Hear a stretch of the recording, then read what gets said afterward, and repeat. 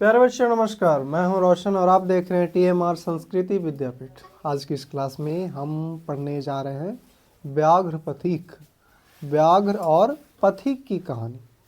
व्याघ्र का मतलब होता है बाघ और पथिक का मतलब होता है राही, यानी बाघ और एक राही। राही मतलब जो चलता है माने कोई भी चलता है, रास्ते से गुजरने वाले को ही राही कहते हैं। ले रहे हैं? Yes sir.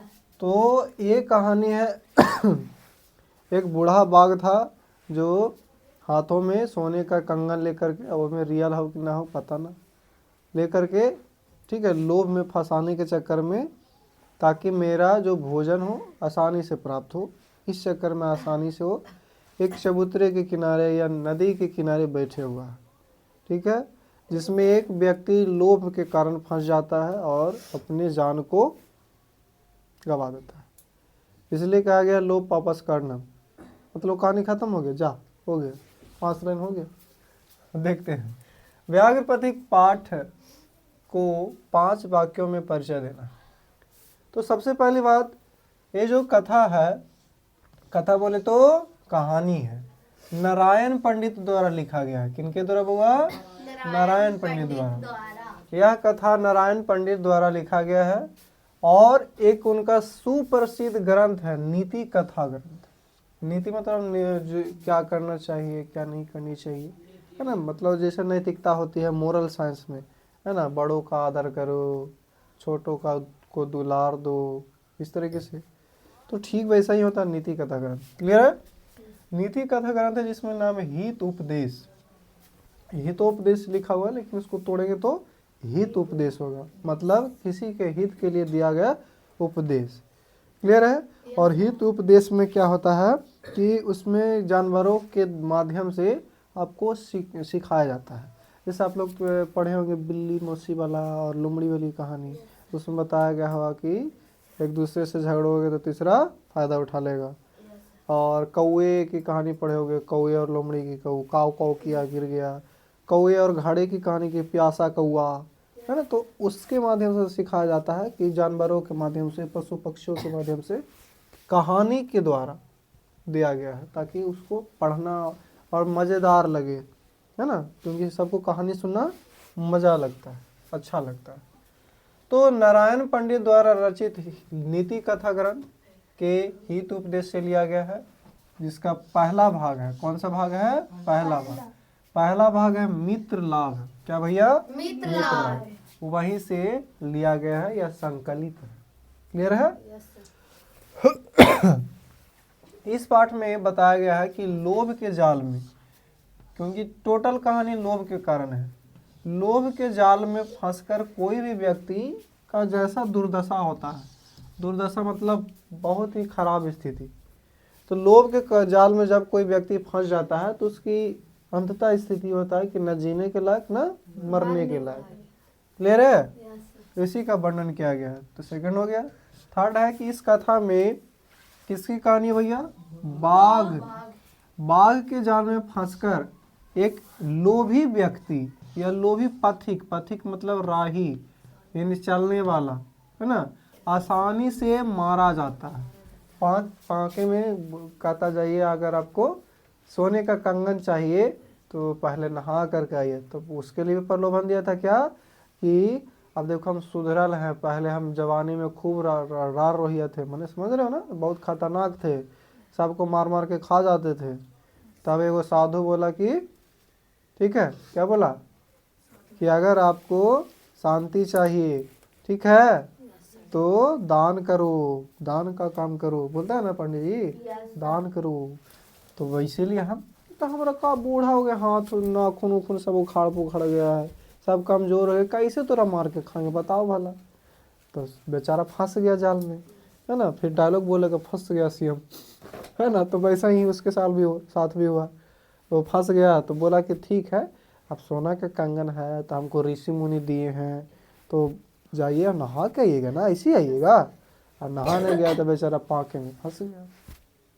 तब कहता है गधा कहीं का, तुमको इतना देर से समझा रहे थे, ही लगे ना कि तू फंस जाओ ताकि हम आराम से खा ले, बुढ़ापा में हम कहने दौड़ेंगे, चलो तू आ ही गया तब हो गया, अच्छा किया, thank you thank you. Clear है?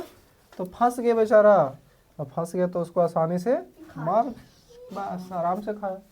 क्लियर है। आजकल के जो मनुष्य हैं अपनी छोटी लोभ के कारण, छोटा सा लाभ या लोभ के कारण अपना प्राण भी त्याग देने के लिए तैयार होता है। छोटा जो सम्मान होता है वो भी खत्म कर लेता है छोटी सी लोभ के कारण। 10 रुपये गिरा रहेगा रोड पर, उठा लेगा कोई तो नहीं रे। कहीं 10 रुपये के चक्कर में होता है, 10 रुपये के चक्कर में पीछे से आके ठोक के चल गया, मियाज हरियर हो गया। तो 10 रुपये के चलते 10 करोड़ 20 करोड़ अरबों का संपत्ति है ना सर जी, ठीक है, तो उसको भी खत्म कर देता है। तो अपनी छोटी सी लोभ से आकृष्ट होकर अपने प्राण और सम्मान दोनों से वंचित हो जाता है।